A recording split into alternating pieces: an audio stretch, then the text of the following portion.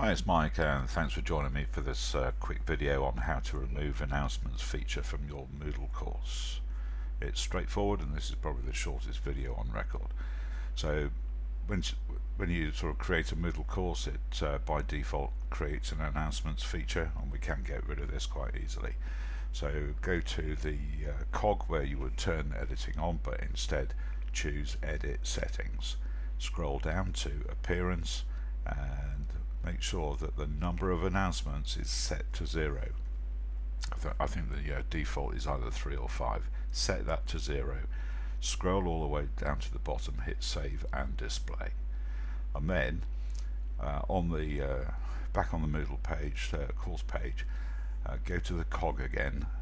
This time click Turn Editing On and go to the settings against the announcements feature itself, and scroll down, click Delete, scroll down, save and return to the course, and that's it. That was straightforward, wasn't it? My name is Mike. I'm at a little grey hair on Twitter. I hope you enjoyed the video. Hope it was useful to you. Cheers now.